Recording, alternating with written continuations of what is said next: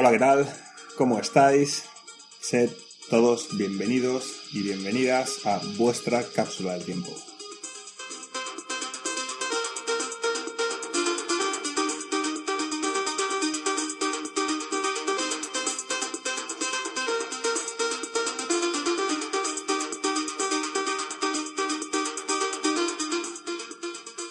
Bueno, programa número 25, creo que es, sí, 25.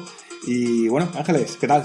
Hola, buenas noches. Muy buenas noches. Aquí estamos un poquito hoy con un tema muy interesante para mi gusto, porque bueno, yo es que ya sabéis, o si no lo sabéis os lo digo, que mi tendencia es el tema extraterrestre y de ovnis, y bueno, algo va a haber ahí. Tu tendencia es alienígena total. Sí. Con lo cual, bueno, pues sí, es un tema que llevamos bastante tiempo queriendo tratar. Es un poco denso, la verdad, pero bueno, hemos querido contarlo así de una manera un poquito para que se nos haga ligero a todos.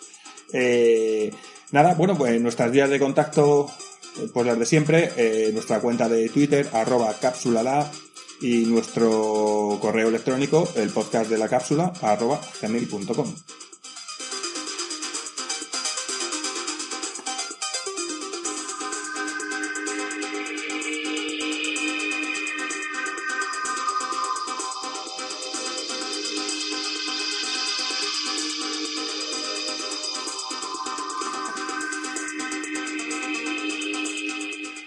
Así que aquí estamos, otro episodio de esta cápsula del tiempo con vosotros y bueno, pues seguimos cumpliendo nuestra hoja de ruta que nos habíamos marcado y bueno, pues seguimos ahí tratando de hacer esa frecuencia, de cumplir con esa frecuencia de mínimo 3-4 podcasts al mes. Estamos ahí luchando, nos está costando a veces un poco porque bueno, no tanto, no exageres, porque sí que nos gusta hacerlo y no hace falta tampoco mucho. Nos encanta hacerlo, pero claro, tenemos otras obligaciones. Sí, bueno, eso es lo malo. Ojalá pudiéramos dedicarnos a esto a tiempo completo, ¿verdad? Sería absolutamente sí, la verdad que sí. Maravilloso.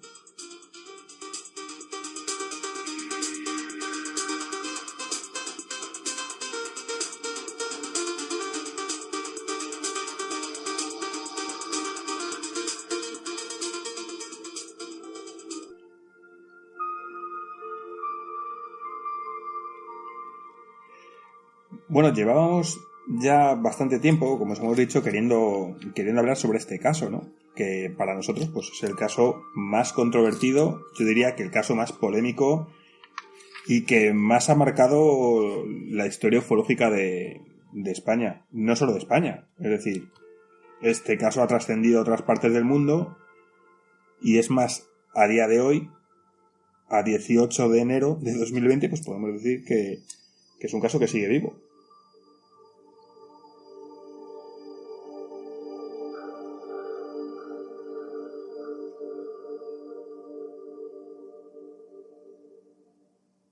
Vamos a hablaros del caso Humo. Muchos de vosotros seguro que pues lo conocéis, que habéis oído hablar de ello. Es posible que los que seáis más jóvenes, pues a lo mejor alguno de vosotros no sabéis exactamente de qué va.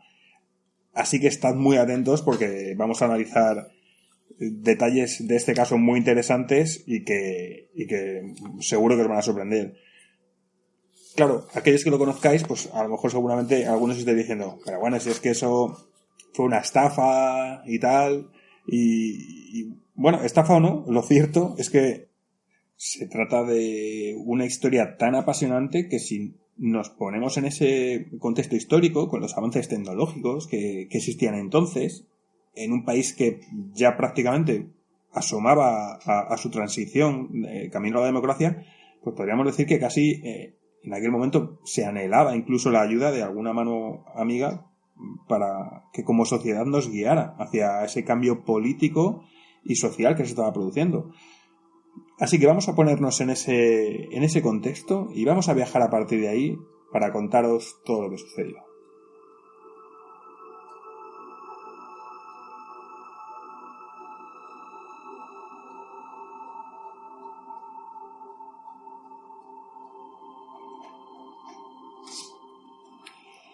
Bueno, vamos a situarnos en el año 1966, en Madrid.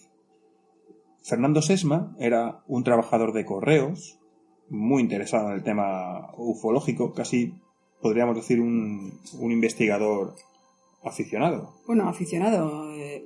Escribió un libro en 1955, se dice pronto, en el 55 ya. 11 años antes de esto. Claro, es que trataba de platillos volantes. O sea, que ya apuntaba maneras el hombre, ya tenía ahí conocimientos y le gustaba el tema, o sea, que bueno. Sí, que no era un cualquiera, no era un... Vale, bueno, pues un día Fernando Sesma recibe una llamada de teléfono por parte de alguien que decía llamarse Day 98.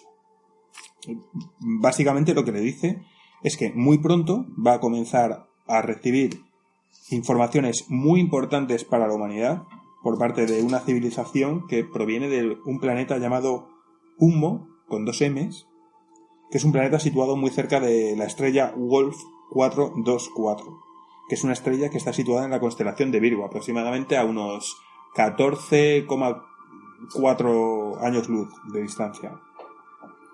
Hay que decir que Fernando Sesma ya frecuentaba por aquel entonces las tertulias que se celebraban en el sótano de lo que era el antiguo Café León de Madrid, en la calle Alcalá. Y bueno, en estas tertulias pues se reunía gente de muy diferente índole, investigadores, gente aficionada al fenómeno ovni. Sí, bueno, había gente que no era cualquiera, había pues desde un comisario de policía que era Dioniso Garrido. Eso es. Luego también había un funcionario de obras públicas, Enrique Villagrasa, y una secretaria de la Embajada Americana en Madrid, que era Alicia Araujo, que bueno, que no eran cualquier persona, no es que tuvieran gran poder adquisitivo, sino que además eran gente con una capacidad intelectual alta. Sí, culturalmente pues gente muy leída, ¿no? Sí, bueno, no, sí que bueno tenían... Ya de aquella también Fernando Sesma pues empezó a darse a conocer, porque además del libro que tú nos comentas, Ángeles, que había escrito, pues también empezaba a escribir pequeños artículos en algunos periódicos relacionados con la temática extraterrestre. Uh-huh. Lo que pasa es que no hemos querido ponerlo por cuestión de calidad del audio. Pero bueno, hemos podido escuchar una grabación que se realizó de aquel entonces en esas tertulias, en las cuales se escucha a Fernando Sesma asegurando que existían diferentes tipos de seres y de civilizaciones extraterrestres, con total rotundidad. No solo eso, sino que afirmaba absolutamente convencido que se encontraban ya entre nosotros.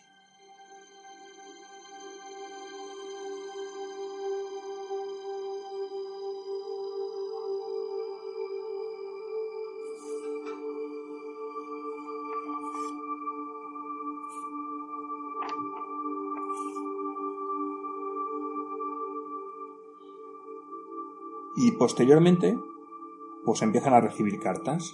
Efectivamente, lo que se comentaba en aquella llamada, pues comenzó a suceder. Cartas con contenidos... Sí, bueno, las cartas eran de contenidos muy variados. Pues bueno, de las primeras y tal que mandaban, pues hablaban de cómo vivían los sumitas en su planeta. Uh-huh. Pero todo con mucha descripción, todo como muy detallado... Pues desde que se alimentaban con una especie de sonda con un tubo largo, a que vivían en casas como si fueran de forma de setas. Casas que se ocultaban para esconderse, ¿no? Para protegerse de las inclemencias del tiempo. Sí, efectivamente. O sea se metían debajo del suelo humita.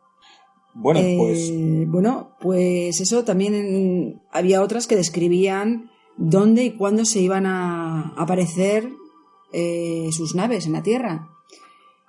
Pues también pues de otras, pues sobre todo las que más pues eran de tipo científico, donde se describían pues unos conocimientos y unos avances científicos pues ya avanzadillos para su tiempo, claro. Sí, bueno, evidentemente. información sobre ciencia, sobre genética, sobre sexualidad, sobre cómo era la rutina, el día a día de la sociedad humita. Y bueno, como hemos querido hacer algo diferente, ¿no?, con respecto a lo que se ha hecho relacionado con el tema humo, pues dado que las cartas, muchas de ellas hablaban de ciencia y de... Pues por ejemplo tenemos una de ellas, que es la que hemos seleccionado, es una hoja que viene en una serie de como matemáticas, mitas, y hay otra que es un croquis del recubrimiento de una de las naves, lo que es la membrana que utilizaban para recubrirla, la estructura de esta membrana. Entonces, como podemos contar con nuestro amigo Marino, que además es ingeniero aeroespacial, pues hemos querido enviarle estos dos documentos para que nos descifre por lo menos una parte de estas informaciones, ya que pues nos parecía muy interesante, ¿no?, conocer este punto de vista, y si es posible, desde la ciencia que existía en los 70 o en los 60, haber podido descifrar, o si la ciencia de entonces quizá no era lo suficientemente avanzada como para saber de qué estábamos hablando, ¿no? Yo creo que una persona como Marino, con los conocimientos que tiene, pues nos va a ser muy útil pero bueno, eso será después. Claro, a lo mejor os preguntaréis, bueno, pero ¿todo esto de dónde sale? Es decir, ¿cuál se supone que es el origen, ¿no?, la semilla de la cual germina todo? ¿Los humitas nos conocían ya desde antes o se presentaron aquí un día porque sí? Pues mira, eso está recogido en una de las cartas que es de presentación de estos seres humitas. Uh-huh. Es una de las primeras de la época entre 1966 y 1973. Bueno, decir que las cartas están catalogadas a día de hoy. Ha habido alguien que se ha dedicado a ello y las tienen ya catalogadas. Esta era de 23 y dice más o menos así, dice: hombre de la Tierra, y resumiendo dice, bueno, hemos llegado aquí por el interés de analizar la civilización de ustedes y las características geológicas del planeta Tierra, que fue en el año 1950, más concretamente en marzo, cuando, según dicen, arribamos a este astro frío, se refieren a la Tierra, que hace 2 años antes captaron una débil señal en frecuencia 413,44 megaciclos, que no lograron decodificar y había sido emitida hacia el año 1934. Y sí, y es verdad, porque por lo visto esta señal radioeléctrica fue emitida desde un navío noruego, a la altura de Terranova. Unos científicos probaban el empleo de elevadas frecuencias en comunicaciones a larga distancia por reflexión ionosférica. Vamos, que eso, por lo que parece, fue como los humitas nos descubrieron. O sea que un barco noruego estaba realizando una serie de experimentos en el 34. Sí. Y esas señales, que se supone que eran señales de radio, ¿no?, las recogieron. Pues fueron captadas por la civilización de humo. Las aeronaves humitas. Con lo cual, pues a partir de ahí, fueron ellos quienes nos detectaron a nosotros, realmente, a través de estas señales. Y en el 50, según comentan en esa carta, pues tras un viaje de varios años llegaron a Francia. Fue allí donde contactaron con los primeros humanos, con lo cual ese es el supuesto origen del primer contacto con la civilización humita.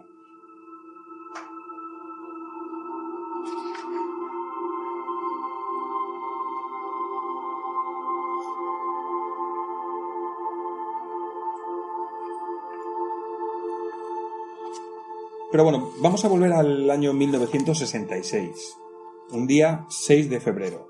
Ese día, varias personas afirman haber visto en el barrio de Aluche, en Madrid, un objeto con forma de platillo volante que aterriza y que segundos después vuelve a despegar y desaparece en el cielo, dejando unas marcas de terreno prácticamente carbonizado, ¿no?, en el lugar.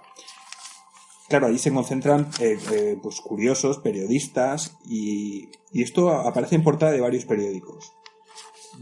De hecho, en nuestra cuenta de Twitter hemos subido alguna de esas portadas en estos últimos días, así que si tenéis curiosidad en verlas, pues bueno, pues ahí están, ¿eh? Nuestro Twitter, repito, @cápsulala. Bueno, uno de los principales testigos de este avistamiento es José Luis Jordán Peña. Mucha atención con este nombre porque va a traer miga. Bueno, había también otro testigo privilegiado, digamos, Sí, que era Vicente Ortuño. Vicente Ortuño. Qué casualidad, eran muy buenos amigos. Pero eso se supo después. Sí, claro, eso sí, claro.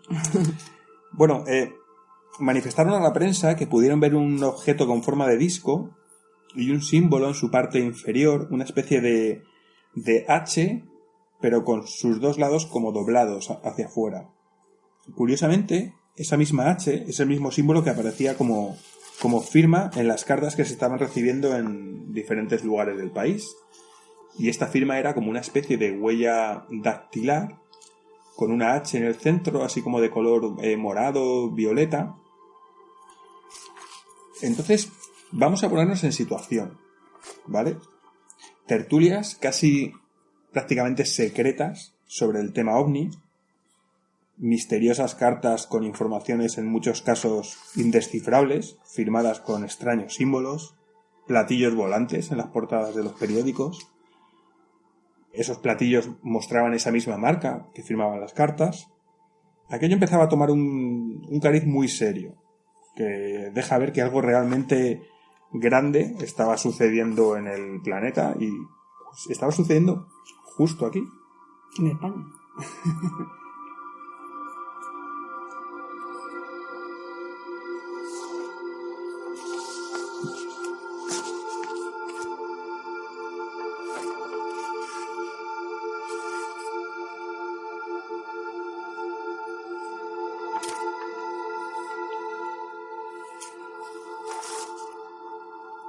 Así que ahora vamos a imaginarnos, vamos a hacer un pequeño juego de imaginación. Vamos a imaginar que nosotros, con la tecnología que tenemos a día de hoy, con los conocimientos científicos, con esa especie de, vamos a llamarlo, sensación, ¿no? de saberlo todo, de ser capaces de cuestionar todo, pues vamos a imaginar que un día comenzamos a recibir mensajes. Sin importar realmente quién sea la persona que los recibe o el lugar, porque eso a mi modo de ver es secundario en toda esta historia. Es decir, los nombres propios pues son solo eso, nombres. En esta historia hay decenas de nombres de personas que intervienen en mayor o menor medida y bueno, pues realmente sería hacerlo todo más denso, ¿no? Empezar a nombrar a cada uno y qué papel ha jugado en todo esto. Entonces tampoco hemos querido mencionar a muchísima gente. Y bueno, solamente mencionamos a las personas que creemos imprescindibles, ¿vale? Creemos que es suficiente así. Así que seguimos imaginando. Comenzamos a recibir mensajes. Se empiezan a producir avistamientos de naves extraterrestres y ni la ciencia ni el análisis que se realiza de esos datos, de las fotografías, de las grabaciones, nos indica que exista signo alguno de falsedad en toda esa historia. ¿Qué pensaríamos?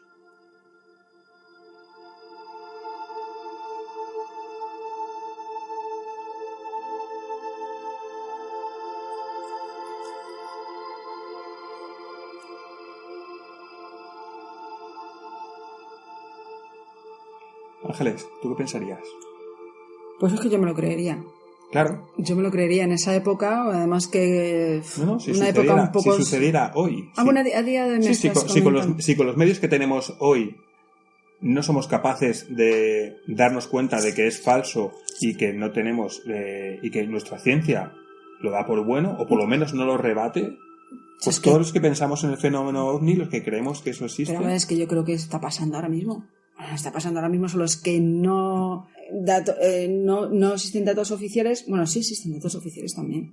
Y claro que, bueno, hay fotografías de naves extraterrestres, las hay. Lo único que, bueno, que te lo creas, unas son falsificadas, como pasó en el caso Humo. Uh-huh.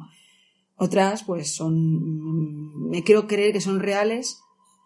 O sea que bueno, que sí que ahora mismo a día de hoy sí que puede pasar. Claro, los que creemos en el fenómeno OVNI, sobre todo en la existencia, ¿no?, de otras civilizaciones, pues sabemos que algún día ese contacto se puede producir. De hecho, algún día, en algún momento de la historia de la humanidad, ese contacto se va a producir. Claro, tú también, Ángeles, nosotros creemos ciegamente en esto. Entonces, sí. Sabemos que lo viviremos o no lo viviremos, pero producirse, yo estoy convencido que esto se va a producir. Entonces, es lógico pensar que ese contacto, si eso pasara, se podría pensar que ese momento de la historia estaba sucediendo en ese momento y que le estaba sucediendo a esa gente. Eso es lo que se pensó entonces.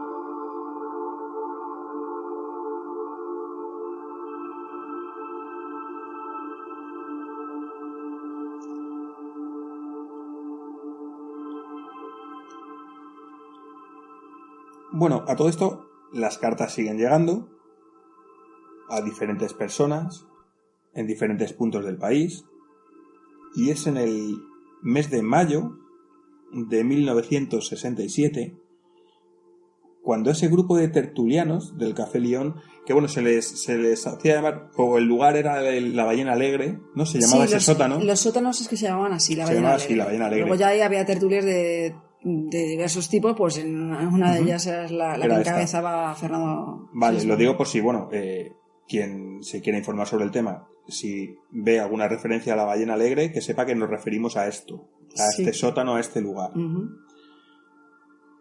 Bueno, pues en el mes de mayo del 67, este grupo de personas reciben una carta. Una carta que anuncia la llegada de una de las naves procedente del planeta Humo a las inmediaciones de Madrid. Pues la carta dice así: es inminente la llegada al planeta Tierra de 3 astronaves. Calculamos que el descenso se realizará sin margen mayor de error entre las 21 horas del día 30 de mayo y las 23 horas del día 3 de junio de 1967, año terrestre. Puntualizan para que no se líen. Pues porque sí que es verdad que no... Los intervalos de llegada de las 3 aeronaves no diferirán entre sí más de 7 horas, aproximadamente. Estos puntos, te dicen los puntos donde van a aparecer, dice, son Bolivia, zona de Oruro, indica el lugar exacto, son los que, bueno, no he querido tampoco aburrir a la gente. Indica coordenadas. Sí, indica dónde va a ir. España, zona de Madrid, que también indica la longitud, latitud, y en un radio de 46 kilómetros con margen de error de 1,6 kilómetros, o sea que lo concretan, vamos, perfectamente. Sí, bueno, la concreción de la época, quiero decir, hoy seríamos capaces de concretar con mucho menos margen de error, pero bueno, ahí estaban los datos, ahí estaban las coordenadas. Que ellos ya lo dejaban ahí, luego sí, ellos, pues, los que iban a verlos. Ellos te decían, y tú, pues búscate la vida, ¿no? Y también en Brasil, zona de Grande do Sul. Bueno, luego también te venía con una serie de instrucciones que deben de respetar. Instrucciones confidenciales, o sea que eso, vale. A ver, les decían que sí, que podían ir a ver los avistamientos, podían ir a ver las naves, las astronaves, pero que podían también hacer fotos porque iban a ser sobre las 8 de la tarde, entonces, bueno, podrían hacer fotos, pero que en ningún caso podían avisar a las autoridades. O sea, no... A la policía, a los militares, no, al gobierno no tenían que dar el aviso a ese tipo de autoridades. O sea, yo voy a ir, pero no llames a la policía. Efectivamente. O sea, ellos querían que fuera la gente a verles, que se hicieran fotos, pero que no vaya gente que luego pueden... Esto es como cuando tenías a lo mejor un problema en el instituto con alguien y te decía, bueno, te espero a la salida, pero que no venga tu madre. Pero sí, parecido. Sí, porque bueno, además que decían que si se daban aviso a las autoridades, los hermanos sumitas se iban a enterar, porque bueno, y que cogerían y no aterrizarían sus naves en España, que se irían a otro país cercano, pero que nunca no vendrían aquí a... Sí, sería como traicionar esa confianza, ¿no? Y, efectivamente. Y finalizar la relación.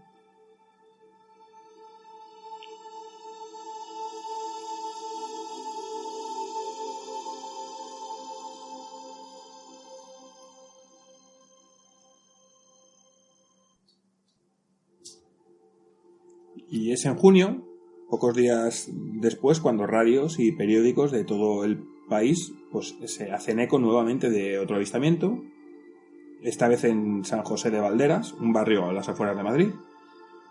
Y otra vez, un platillo ha sido visto presuntamente por cientos de testigos, que luego realmente no aparecían tantos. Es decir, se decía cientos, pero luego los que realmente daban nombre y apellidos, pues no eran cientos. Pero bueno, habían visto presuntamente esto, un platillo sobrevolando la zona varias veces, y una vez más, ese misterioso signo de la H.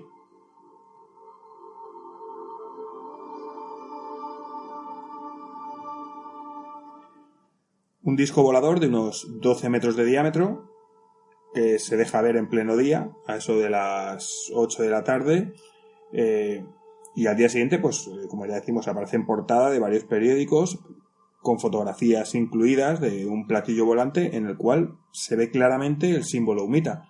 Claro, como os podéis imaginar, Madrid entero completamente conmocionado por este nuevo avistamiento y todos aquellos componentes de esas tertulias del Café Lión absolutamente convencidos de estar estableciendo contacto a través de estas cartas con civilizaciones de otro mundo.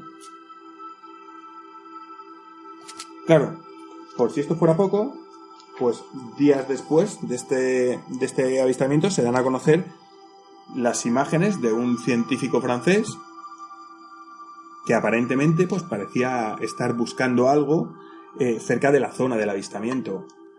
Y es que presuntamente se habían aparecido una serie de pequeñas cápsulas en el lugar, como si fueran...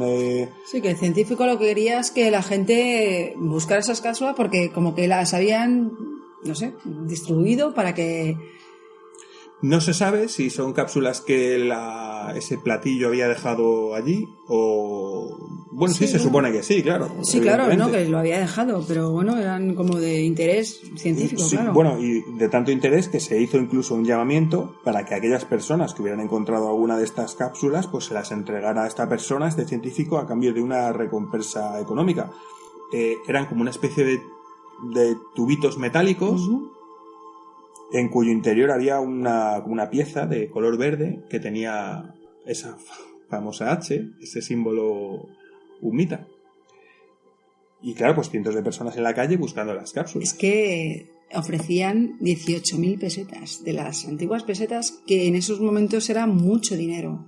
Para a día de hoy, muchísimo pues bueno... muchísimo dinero, sí. O sea que sí que es normal que la gente, pues bueno, saliera en su busca y bueno, no sé si encontraría muchas, igual no se encontraron ninguna. No existe el reporte de nadie, de ninguna persona que hubiera encontrado... El tal científico dejó simplemente un correo, se ve que un código postal para que la gente lo pudiera llevar allí. Eso ya, para algunas personas pues llama un poco la atención el hecho de decir, bueno, no es quizá lo más serio, ¿no? Esta vía de contacto con un científico, con una... Sí, que es una cosa como interesante o importante y que... Sí, que no es una vía de contacto quizá demasiado seria como para... Es más, estamos buscando algo que se supone que ha dejado una civilización extraterrestre aquí, o sea que, bueno... No sé, levantó ciertas sospechas. Eran 18.000 pesetas por cápsula recuperada intacta y me parece que eran 7.000 si tenía algún tipo de desperfecto. O sea que bueno. Parece ser que una de las muestras que recuperó este científico, pues se realizó un análisis por parte del laboratorio del INTA. El INTA es el Instituto Nacional de Técnica Aeroespacial. Y este laboratorio concretó que se trataba de polifluoruro de vinilo. Este material es un material que se empleaba en el recubrimiento de estructuras de cohetes y de propulsores en el ámbito militar y únicamente lo utilizaba el ejército norteamericano, ya que era una empresa asociada quien tenía la patente de este material.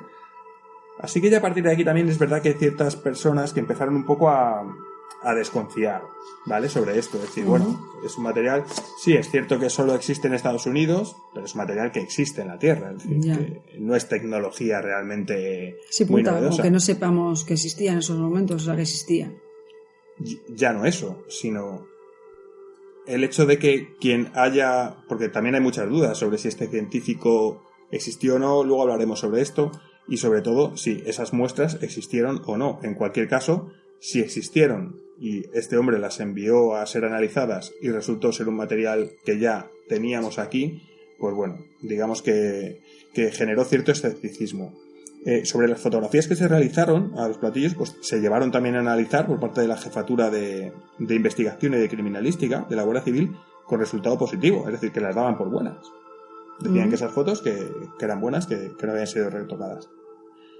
Con lo cual, pues este grupo de personas, esta ballena alegre, seguía recibiendo cartas, pasaban los años y estas cartas, que no solo llegaban desde España, sino que llegaban desde los países más remotos del planeta, muchas de ellas con matasellos de Estados Unidos, de Australia, pues cosa que no hacía más que afianzar esa creencia en... Sí, que los sumitas estaban por todo el planeta realmente, que no es que estuvieran en España ni en Europa, es que estábamos ya totalmente rodeados.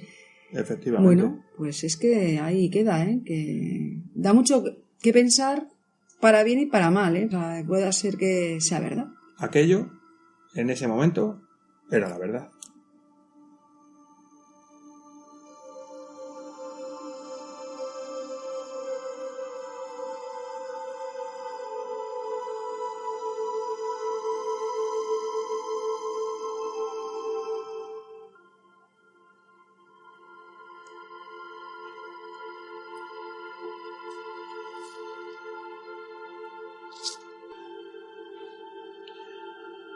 Bueno, hay que decir que muchos investigadores de la época, ya en los inicios de los años 80, pues hablaban de Humo como si fuera una civilización real.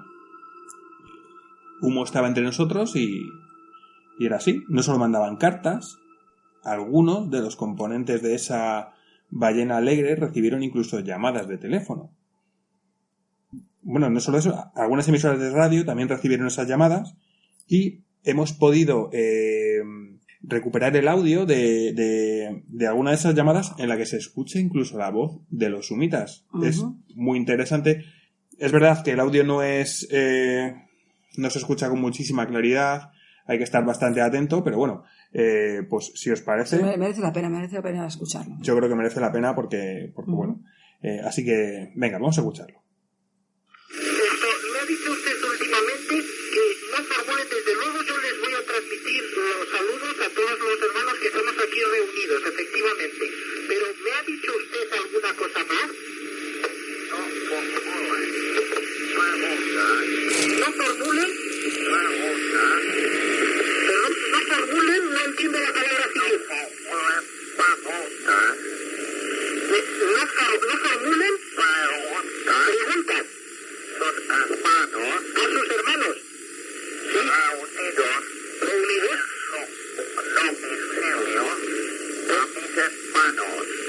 Sí. Bien, de acuerdo, no desean que formulemos preguntas a sus hermanos.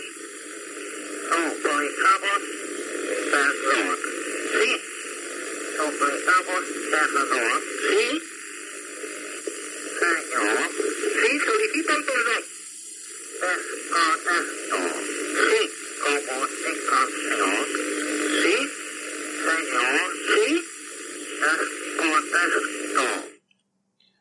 Bueno, pues ahí tenéis la voz, como habéis podido comprobar. Pues una voz, un tono bastante metálico. Sí, la verdad es que no es... Bueno, ahora vas a explicar por qué, también tenéis un por qué. Sí, la voz es bastante incomprensible y es que, bueno, como decimos, pues ya inicios de los años 80, algunas voces ya un poco discordantes, ¿no? Que no opinaban como el resto de personas con respecto a este caso. Pero bueno, las características que tenían los sumitas, a pesar de tener apariencia humana, pues ellos, se definían a sí mismos como si fueran nórdicos. Y es cierto que existe una raza extraterrestre o supuestamente extraterrestre que tiene estas características, que son, pues bueno, los típicos altos, rubios y demás, pues como de origen... Y tenían dos características que les diferenciaban de los humanos reales, ¿no? Por así decirlo. La primera era un problema, una especie de alteración en la garganta, en la glotis, que hacía que tuvieran ciertos problemas a la hora de vocalizar. Sí, es cierto, lo hemos escuchado y yo creo que sí que tenían... Sí. No tenían eso muy avanzado, ¿no? Claro, yo creo que en este caso, en este audio que os hemos puesto, a los problemas de glotis del humita habría que sumarle los de audición de su interlocutor. Sí, la verdad que... Bueno, claro, así la comunicación, pues muy fluida no podía ser. Pero bueno. Eran mejor las cartas. Yo creo que mejor por carta.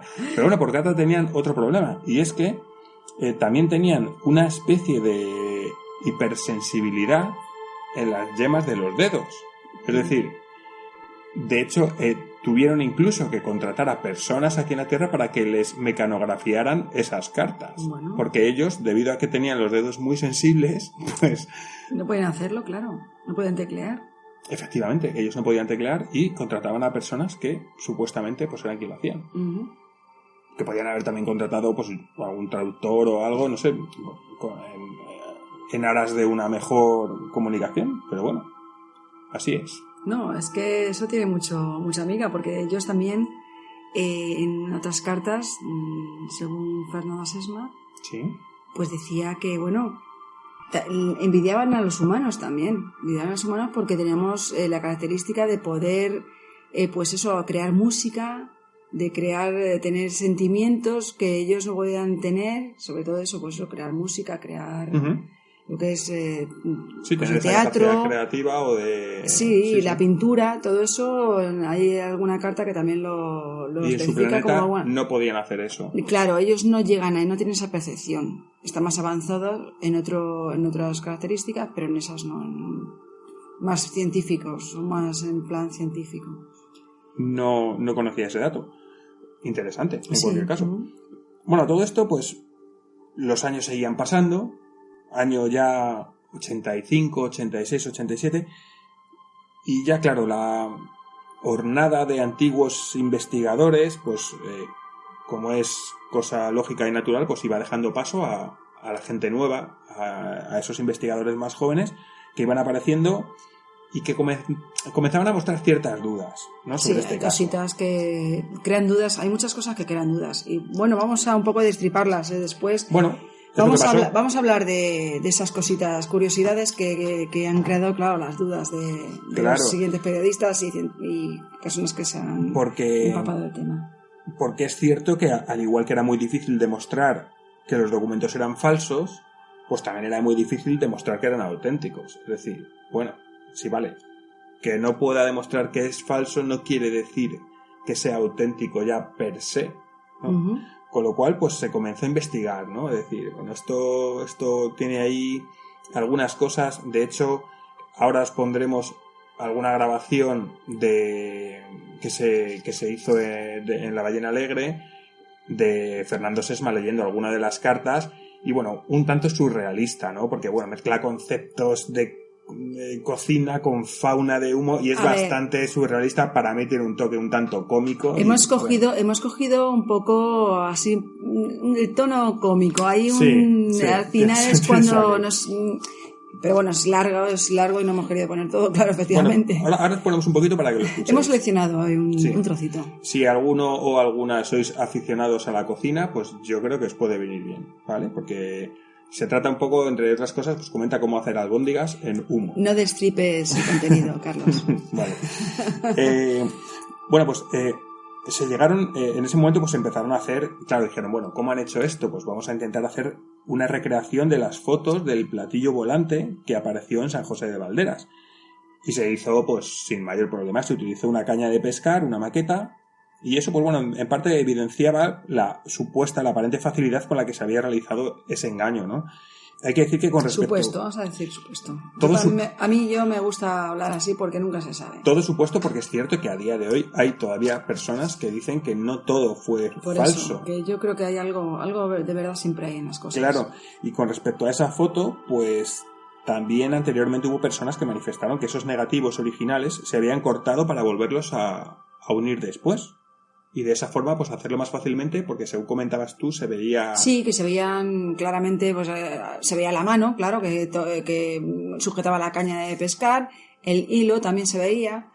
Entonces, claro, pues ¿cómo podían un poco cubrir eso? Pues cortando los negativos y entregando lo que ellos querían, claro. Entonces el negativo, pues le faltaba un trozo, pero bueno... En fin, se analizaron así. Sí, de hecho, bueno, pasaron los análisis que se hicieron años antes, con lo cual, pero no los análisis que se hicieron posteriormente. Y claro, ya en este punto, pues todas las investigaciones comenzaban a apuntar hacia una persona, uno de los principales protagonistas de esto, que es José Luis Jordán Peña, quien al parecer, pues bueno, era el nexo de unión de todos los sucesos que habían ido aconteciendo. Es decir, siempre, pues cuando había un testigo era José Luis Jordán Peña, o un amigo de José Luis Jordán Peña, como el señor Ortuño, ¿no, Ángeles? ¿Cómo se llamaba? Sí. Pues siempre estaba José Luis Jordán Peña, siempre estaba por medio, ¿no? Entonces, hay que decir también que José Luis Jordán llegó a ser vicepresidente de la Asociación Española de Parapsicología, es decir, que llegó a ser una figura importante, ¿no?, en todo esto. Él era psicólogo y desde el inicio, pues bueno, siempre tuvo que ver, como hemos dicho, con todas estas noticias que tenían relación con humo. Fue testigo de avistamientos y se descubrió un hecho muy curioso, y a partir del cual los investigadores comenzaron a tirar del hilo. Es que, bueno, que pues lo que no sé si lo hemos comentado antes o no, que es que Jordán Peña pues era íntimo amigo del otro testigo de Vicente Ortuño. De Vicente Ortuño, sí, lo que has comentado, sí, eso fue en el caso de Aluche. En el caso de Aluche lo vieron ellos dos, entonces claro, pues es que casualmente lo vieron dos que eran amigos, que se conocían de antes incluso. Claro, sí, eran íntimos. Entonces, claro. Luego en San José de Valderas también pasó, pues ¿qué pasó? Que había testigos, pero luego cuando los periodistas quisieron encontrar los testigos, a un tal Antonio Pardo, era un nombre falso. Luego también hubo un periodista que dijo, bueno, un tal Antonio San Antonio. Puede ser, es que es un periodista que puso la noticia en el periódico en su momento y que se hizo el esquivo, o sea, no quiso hablar. No quiso saber mucho de la historia. Nada. Claro. Pues... Y luego, que luego lo del científico no puso ni un teléfono, o sea, de contacto, puso como un código postal, como diciendo, bueno, en fin, nadie me va a contactar porque nadie va a encontrar, porque no hay tubos que valgan. No es que no había tubos había que valgan. Tubo. No había, es que el científico parece ser que... Vamos, que no hubo más testigos del caso que los casos que... Testigos directos, porque indirectos parece ser que sí que hubo, pero testigos directos no hubo. Todos los personajes que resultaron tener cierta importancia o ser clave en esta historia, ¿no? Como algunos testigos principales, el científico del que hemos hablado, pues resultó que tampoco existían, con lo cual... Pero bueno, independientemente de todo esto, e independientemente de la confesión del propio José Luis Jordán Peña, quien llegó a admitir que había sido todo un engaño, vaya, incluso llegó a confesar ante la policía, bueno, pues a día de hoy todavía existen personas que mantienen que no todo es falso, realmente. Yo te voy a decir una cosa, yo creo que sí, vale, si el río suena, agua lleva, ¿no? Dicen, el refrán es un refrán bastante popular, pero es bastante cierto. Y es que entre estas personas pues existen investigadores de cierto prestigio, porque claro, una sola persona es capaz de escribir tantos miles de documentos con tanta información, con información tan concreta, con detalles tan diversos, ¿no?, sobre ciencia, matemáticas, tecnología y demás. Bueno, pues hay mucha gente que piensa que esto no puede ser y que o bien ha contado con otros colaboradores necesarios o bien que quizá no todo ha sido falso. Yo creo que al final José Luis Jordán Peña quiso un poco que hizo una confesión. Tenemos un poco aquí lo que es la confesión que hizo. Uh-huh. Y más o menos es palabras textuales. Me decidí a crear un mito llamado Humo, adornándole con falsos aterrizajes y apócrifas huellas. Recuerdo que conseguí unas láminas de fluoruro de polivinilo tan resistentes a la tracción y a la temperatura que se catalogaron para la NASA. Tanto es que no se conocían en nuestra península. Y sigue. El montaje fue casi perfecto. Aderezado con unos informes pseudocientíficos, lo lancé mediante cartas anónimas, causando la expectación que puede suponerse. Creé un grupo de estudio de los falsos extraterrestres posteriormente. Gracias al periodista Javier Sierra, he decidido a revelar el alfeire. O sea, que luego eso también dicen que, claro, fue un poco pues para realmente no quería que se supiera que a lo mejor sí que había algo detrás. Como que, bueno, en fin. Claro, hay quien dice que esa persona, que José Luis Jordán, que fue quien manipuló todo, a su vez fue víctima de una manipulación en sí. Y claro, dicen, bueno, manipulada, pero manipulada ¿por quién? ¿No? Se ha hablado de la CIA, se ha hablado de servicios de inteligencia de diferentes países, se ha hablado de ciertos colaboradores que pudo tener, pero claro, mucha gente no se lo cree porque dicen que hay detalles en esas cartas que José Luis Jordán no pudo conocer en el momento de ser escritas porque esos detalles se conocieron con posterioridad a la fecha de esas cartas. Es decir, que en esas cartas hay cosas que se decían que se comprobó su veracidad después de la fecha. Bueno, así que yo creo que como tenemos la posibilidad de contar con Marino, que es ingeniero aeroespacial y que sabe, yo creo, un poquito de matemáticas y de este tipo qué opina, de... ¿no? Claro, pues bueno, hemos querido mandarle tanto la hoja de cálculo matemático UNMITA como un croquis de una de esas supuestas naves extraterrestres. Así que bueno, quizá ya no tenga pues toda esa magia que podría tener de haberlo analizado en su época, pero bueno, vamos a ver como curiosidad a ver qué es lo que nos cuenta. Bueno, pues como os hemos comentado, estamos hablando con Marino, que es nuestro íntimo amigo, ingeniero espacial, y al que le hemos mandado estos documentos de humo para que nos cuente un poquito. Marino, buenas noches. Buenas noches, ¿qué tal? ¿Qué tal, amigo? Oye, mira, con respecto al primer documento que te enviamos, que es la hoja famosa de cálculo UNMITA, ¿qué nos puedes contar una vez analizada? A ver, yo leyendo esto, pues... A ver, yo creo que no puedo tener ningún tipo de conclusión, porque para mí es un documento que, bueno, que o sea, puede formar parte de un documento mucho más grande, pero sin conocer el contexto, las explicaciones previas y las conclusiones, pues no te sé decir si es algo que tenga algún sentido o no, sinceramente. Vale, ¿entiendes que para hacer eso serían necesarios ciertos conocimientos matemáticos? Hombre, las fórmulas, quiero decir, tal y como están escritas, pueden querer decir algo. Con lo cual, o sea, la persona que ha escrito esto no es alguien que no ha visto nunca lo que es una derivada, lo que...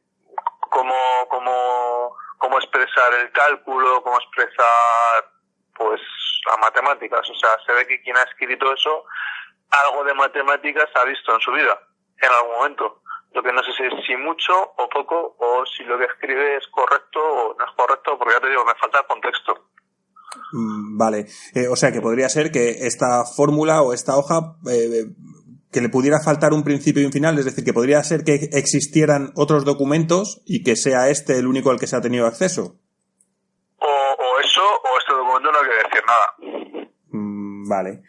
Sí, pues si el documento está solo no quiere decir nada. Yo si no hay o sea, yo puedo escribirte un montón de fórmulas que me vengan a la cabeza, pero si no quieren decir algo, no tiene ningún sentido. Al final la matemática no es nada más que una manera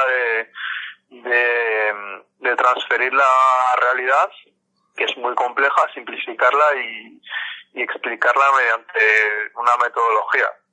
Bueno, de lo que yo creo que sí que puedes juzgar es del siguiente documento que te enviamos, que bueno, como hemos comentado en el programa de hoy, es un documento que es un croquis que explica un poco cómo sería la estructura de la membrana que recubre a estas supuestas naves extraterrestres. Es un papel, pues que estaría, yo creo que puede dar lugar a escribir algo literario, a hacer un cómic de ciencia ficción o algo por el estilo, pero a nivel científico, sinceramente, yo no lo he visto ni pie ni cabeza. Vale, o sea, que no tiene ningún tipo de fundamento. No. Vale. Una pregunta que es una cosa que nos genera muchísima curiosidad. Tú que eres ingeniero, con la ingeniería de hace 50 años, es decir, ¿se hubiera podido detectar este supuesto fraude? Yo hubiera dicho, un ingeniero de hace 50 años hubiera dicho lo mismo que yo.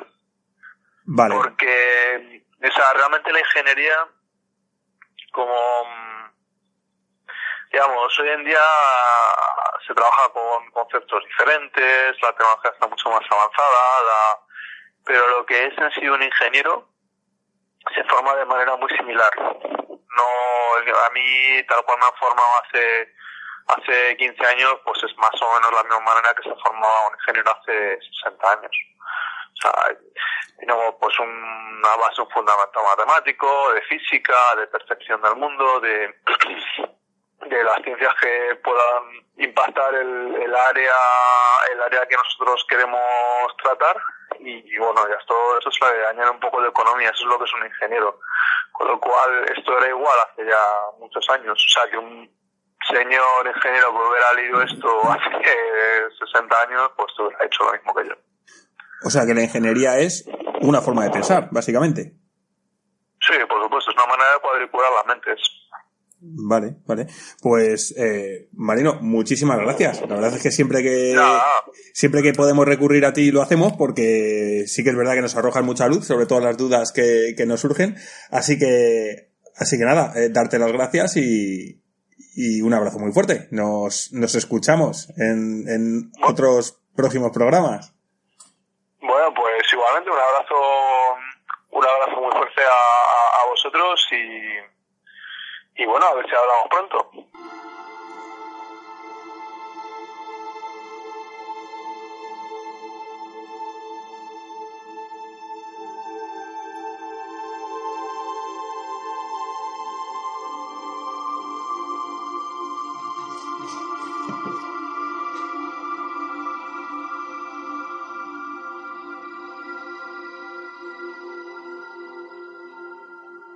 Bueno, básicamente, pues es lo que podríamos decir que ha sido el caso Humo, ¿verdad? Una serie de cartas, una serie de personas que comentaron en su momento. Es una trama muy densa. Alrededor de todo esto pues hay muchísima más información, pero hemos querido resumirlo un poco de esta manera porque también queríamos comentar una serie de curiosidades, ¿verdad? Uh-huh. Es sí, decir, sí, las hay. Claro, se han producido alguna serie de cosas durante todos estos años, algunas de ellas que, son en las que se basan ciertas personas para decir que no todo fue mentira. Pero bueno, uno de los personajes, para nosotros el personaje clave en todo esto, el señor Fernando Sesma. Sí, bueno, yo creo que es el promotor, realmente.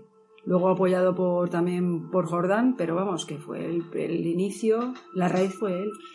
Hay dos cosas sobre esta persona, sobre Sesma, que queríamos comentar, ¿vale?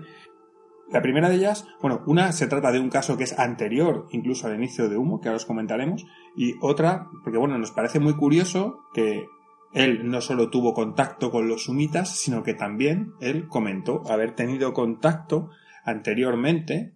Él parece ser que tenía contacto con otra civilización, también extraterrestre, y vamos a poneros un audio muy curioso, que es el que os hemos comentado antes, al que hemos aludido, con referencia al tema de la cocina y demás. Y en él tenéis que prestar atención porque la calidad pues no es muy buena. Y él decía que tenía contacto con un tal Saliano, uh-huh, que era un extraterrestre del planeta Auco. Pues vamos a poneros este audio. Esto fue grabado en la propia Ballena Alegre. Sí. Uh-huh. Yo creo que he dicho la ballena azul antes. No, pues es la ballena alegre. La ballena azul es un lavadero de... No, pero bueno, lo que es el dibujito era una ballena, como un Moby Dick, pues así una cosita, pues eso, contenta. Sí. Contenta y azul. Claro. Pues esto es en la ballena alegre.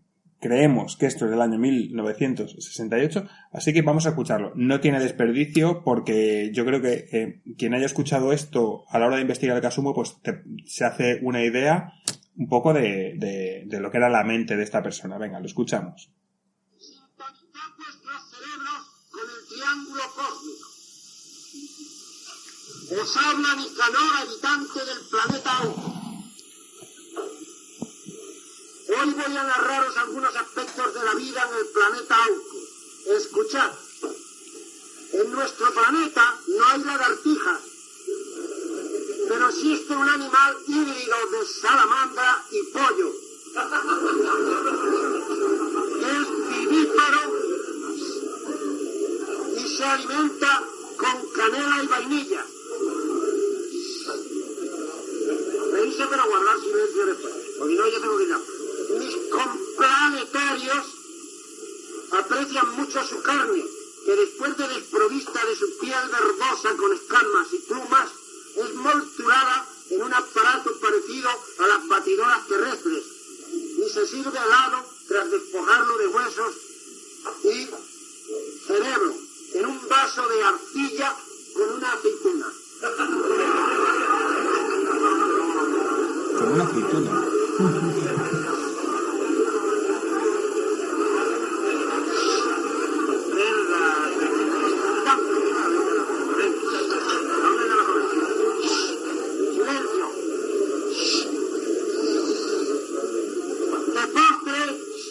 Toman croquetas de avisarardú, que es otro bípedo mitad búho y mitad conejo. De carne insípida de las mujeres auquianas de la región de Visalavivia salan primero, luego confeccionan unas albóndigas aglutinadas con miel, redondeándolas con la planta del pie y calientan. Muy curioso. No tiene desperdicio.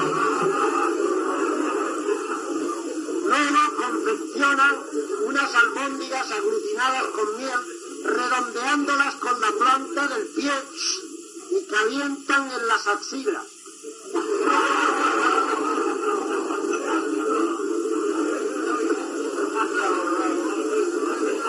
Bueno, yo creo que más o menos para hacernos una idea es yo creo que es suficiente. El caso es que, bueno, es como una especie de...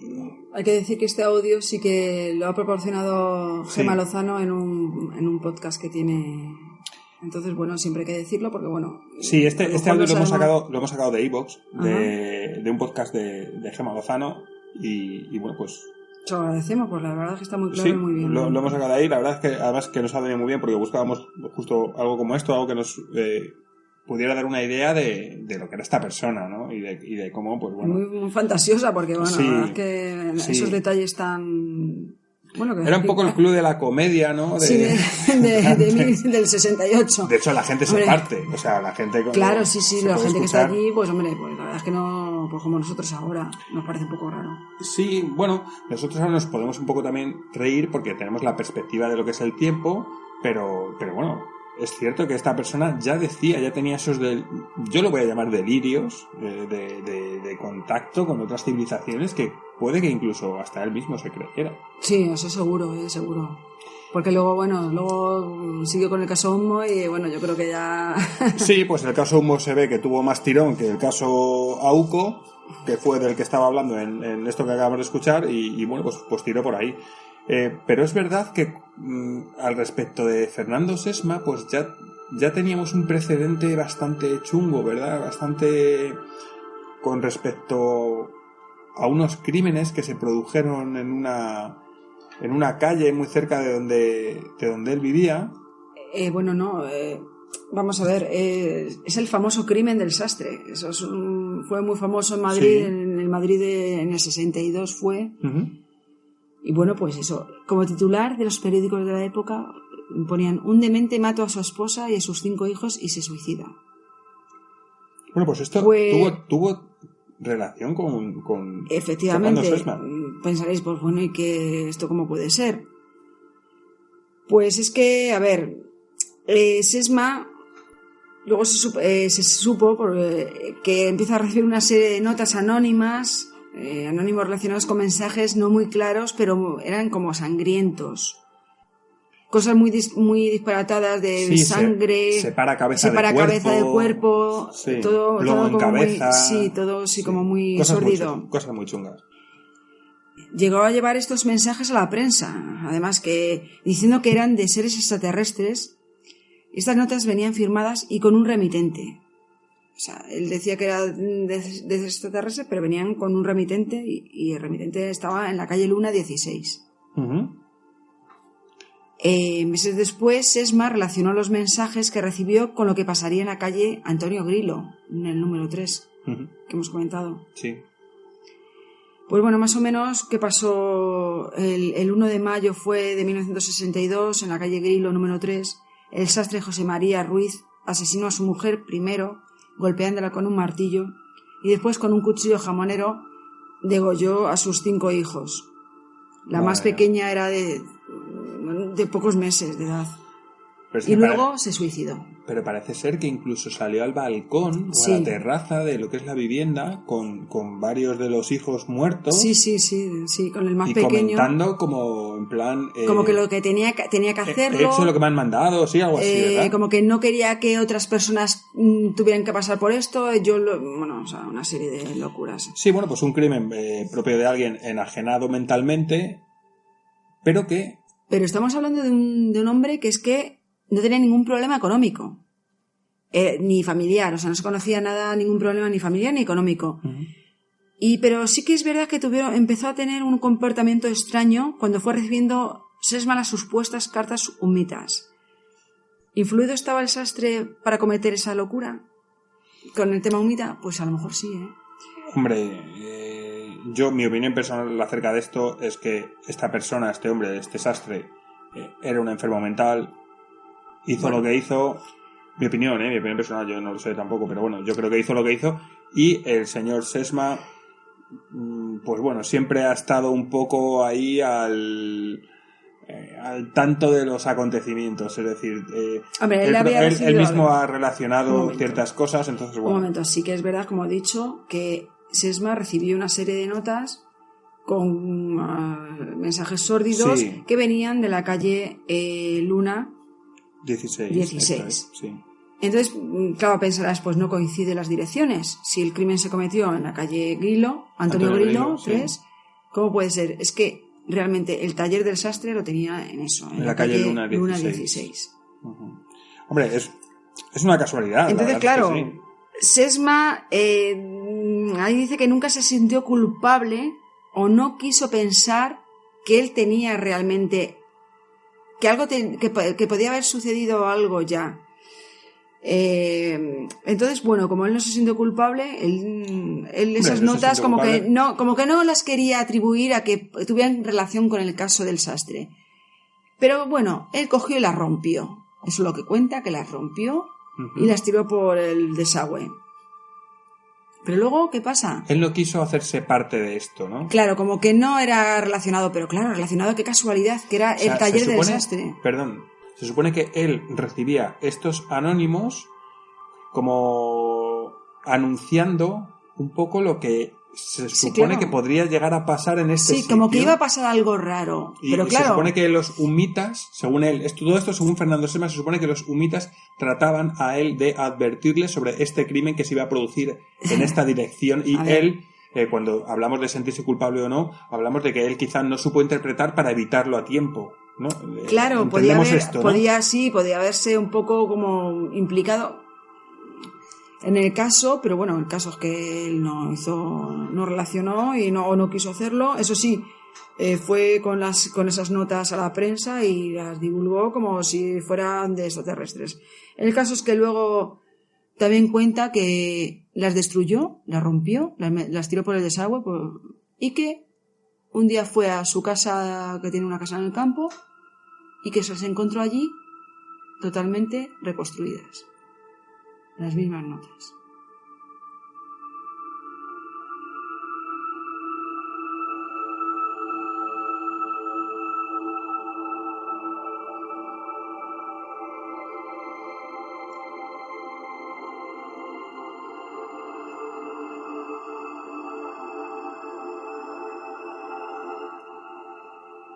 Así que, bueno, pues que cada uno saque sus conclusiones. ¿Qué queda eso? ¿Verdad? Es decir, extraño cuando menos, a ver, pero ha habido daños, diríamos, no sé si mal dicho, pero colaterales por el tema este del desastre, que sí que tiene ahí un poco de vínculo, claro. Y bueno, también otro tipo de personas que han aprovechado el tirón de humo para hacer pues sectas como la de Edelweiss, sí, muy conocida en su momento. Claro, también. Entonces, bueno, en fin. También aún se la ha relacionado con Edelweiss porque realmente, bueno, se dice que Edelweiss se aprovechó un poco también del tirón de humo, no se sabe muy bien. Claro. Pero bueno, sí que es cierto que a los niños que nacían, lo que es dentro de la secta, Edelweiss es una secta con tintes bastante sexuales, la ha relacionado con pederastia incluso, es decir, bueno, una cosa bastante seria ya. Y sí que es cierto que bueno que decían que a los miembros nuevos de Edelweiss les marcaba a fuego el símbolo del humo. O sea, ya por eso que bueno, ha tenido relaciones bastante sórdidas, la verdad, caso pues de está humo. claro que una cosa que llama tanto la atención a la gente, pues se aprovechan pues gente como pues con pocas no sé, alimañas, porque realmente son así. Al final, lo que ha pasado con todo esto es que se ha emborronado todo tanto, ha habido tanta gente, tantas intromisiones, que bueno, que realmente no sabes dónde empieza y dónde acaba todo. En cualquier caso, sobre la gente que a día de hoy todavía piensa que parte del caso Humo, que no todo fue falso, que hay cosas que son ciertas, pues es verdad que hemos recopilado algunas curiosidades que nos han parecido, valga la redundancia, curiosas, ¿no? De decir, bueno, y es que, bueno, pues hemos escuchado podcasts, hemos visto muchísimos vídeos, hemos leído muchísimos artículos, nos hemos informado mucho, ¿vale? Entonces, hay una de las cosas, no sabemos si es cierta o no, pero bueno, por ejemplo, esto a modo de curiosidad simplemente, y es que José Luis Jordán murió un 9 de septiembre del 2014, y en la esquela que tenía publicada en el periódico, pues junto a la cruz cristiana, aparecía el símbolo de humo. Es decir, esta persona, yo creo que murió, él decía que todo fue falso, que... Pero, sí, le hemos leído su ¿por declaración. qué? O sea, solo me cabe pensar que o bien eso está retocado o bien que esa esquela no es cierta, porque si no me parece un poco extraño cuando él mismo dijo que todo había sido un montaje, ¿por qué pones ese símbolo? Pues porque no la ha puesto ni él ni su familia, él no creo. Vamos a ver. ¿Alguien ha publicado pero su esa familia esquela? tampoco, claro, ¿Alguien la ha publicado, esa sí, esquela? efectivamente, Puede con ser. claros signos de querer seguir un poco pues el hilo sí, la leyenda urbana verdad, quizá, ¿no? verdadero o no verdadero, pero algo de verdad siempre, ya te lo he dicho antes, que cuando el río suena agua lleva, y eso es una verdad. Hay que decir también que, claro, alrededor de este caso, pues hay muchísimos periodistas, muchísima gente que ha publicado libros, han hecho artículos y demás, y gente que son libros que se han vendido, y que a mucha gente que tampoco le interesaba decir, bueno, todo esto es falso al 100%, hay ciertas cosas que han caído por su propio peso, pero hay ciertas cosas que, bueno, han dejado ahí todavía un margen de duda, y es a lo que mucha gente se ha agarrado también para decir... Yo, a mí hay un escritor que me gusta, que es JJ Benítez, sí, que sí que es verdad que, bueno, él sí que dice que es todo un poco un montaje, que muchas de las cosas no son verdad, pero que hay un fondo que sí que puede ser verdad. Porque el símbolo humo no se lo ha inventado Sesma. El símbolo humo no es nuevo, precisamente. No es nuevo para nada. Está estudiado de que ha habido en épocas, bueno, primeramente es un símbolo cirílico. Sí. Y ha habido en la tribu Dogon, en Mali, ya ese símbolo se conocía.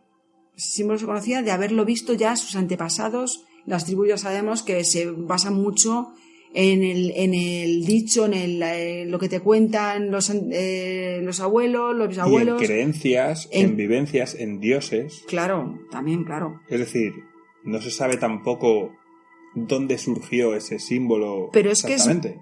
Pero es que es más, es que luego también hay sitios de aquí de España, en Guadalajara, hay un pueblo de Guadalajara que hay una piedra que tiene ese símbolo. Que tiene el símbolo de humo. Se relaciona también con los pueblos célticos del momento del pueblo celta.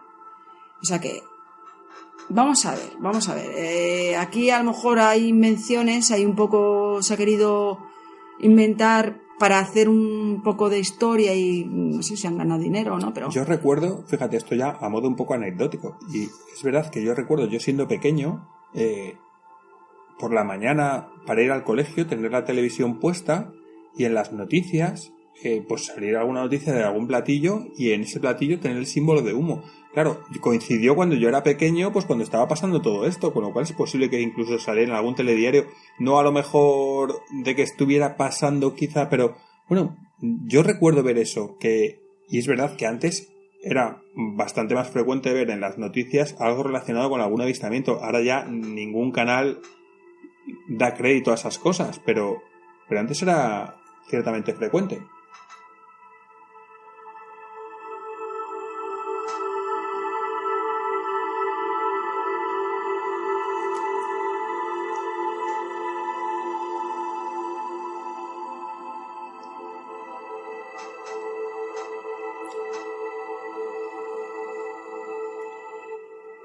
Otra de las curiosidades que nos ha parecido interesante comentar es una que comentaba el investigador Juan Ignacio Cuesta, que yo creo que es conocido por muchos de vosotros seguramente, y es que él comentaba que cuando todo esto pasó, en sus inicios y demás, pues él comentaba que iba caminando con un amigo por Madrid, por la zona de Ciudad Universitaria, y que ellos dos iban hablando de temas un poco pues no sé si filosóficos o de qué estaban hablando concretamente. Y pasan junto a una cabina de teléfono y en ese momento el teléfono suena, contestan. Y según Juan Cuesta le dicen: yo soy saliano, yo soy la única tabla de salvación que tenéis. Es una de las cosas que dice. Y le dan además la respuesta a esas cuestiones filosóficas que se estaban planteando. Es decir, esto dicho por Juan Ignacio Cuesta, y Juan Ignacio Cuesta dice que él no encuentra explicación a eso, ¿sabes? Con lo cual ya yo creo que esto es una cuestión de fe un poco en la persona en sí, es decir, bueno, tú crees en la profesionalidad de esta persona, pues ya es un poco cuestión de eso. Yo soy saliano. Salianos son las personas con las cuales el señor Sesma hablaba en la grabación que os hemos puesto, del planeta Auco. Es decir, hay una mezcla aquí de informaciones, pues bueno, un tanto extrañas.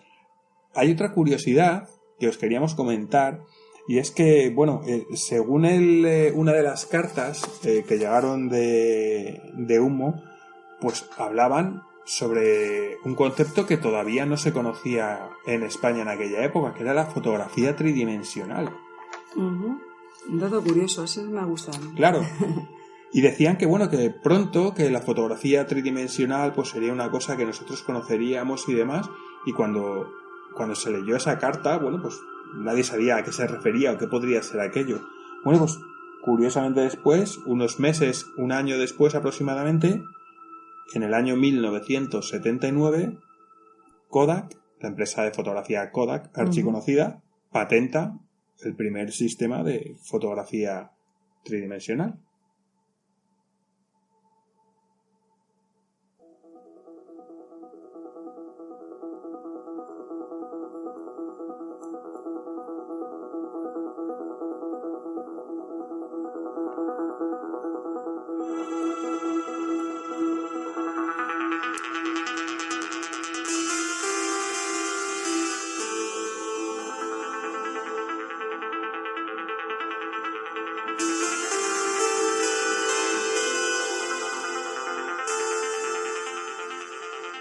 Bueno, entonces tú, Carlos, ¿crees ahora en Humo o no crees? Yo puedo creer que ha habido contactos con alguna civilización extraterrestre, sí podría creerlo, pero no creo que hoy en día todavía hay gente que habla de humo sobre eso. Existen cuentas de Twitter, existen cosas, hay gente que todavía dice que humo existe. Yo no creo en humo. Podría creer en ese concepto, pero no en el concepto humo como tal. Yo creo que sí puede haber contacto, pero yo creo que no a otro nivel, ¿no? De todas formas, tenemos pendiente ahí un podcast de abducidos que sí que me gustaría hacer y sí que creo que lo haremos, ¿eh? Tenemos cosas porque así. Sí que ha habido contacto, pero vamos, en plan de cartas y llamadas telefónicas, no sé. Bueno, eso es más difícil para mí. Es más difícil de creer, Pero no por eso quiere decir que deje de ser un tema misterioso y que deje de ser un tema muy interesante de nuestra historia y que bueno, se ha defendido como un experimento social, se ha defendido de muchas maneras, pero la mente humana también es un misterio en sí misma, ¿no? Y cómo nosotros reaccionamos ante según qué noticias también lo es. Uh-huh. Yo estoy seguro que si se ha producido un contacto extraterrestre, no lo sabemos, pero creo que puede ser, ¿por qué no? Sí, bueno.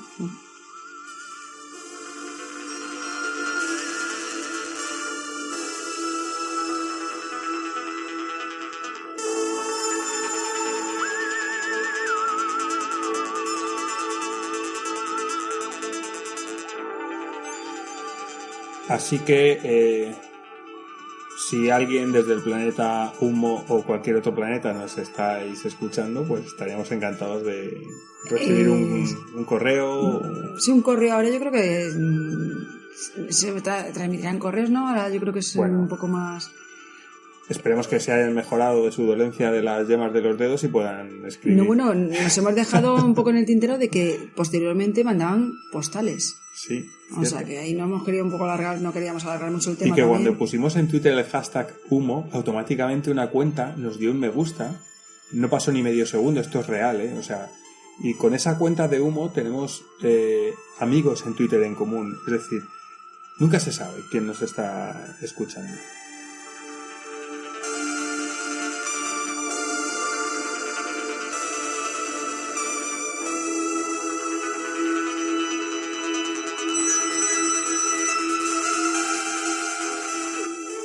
En cualquier caso, desde la cápsula del tiempo, que sepáis todos que emitimos en son de paz y que, bueno, estamos abiertos a vuestros correos, a vuestras sugerencias y, sobre todo, pues bueno, anunciaros que tenemos así cosas bastante interesantes para dentro de muy poco y que bueno, que muchísimas gracias por todo vuestro apoyo. Gracias.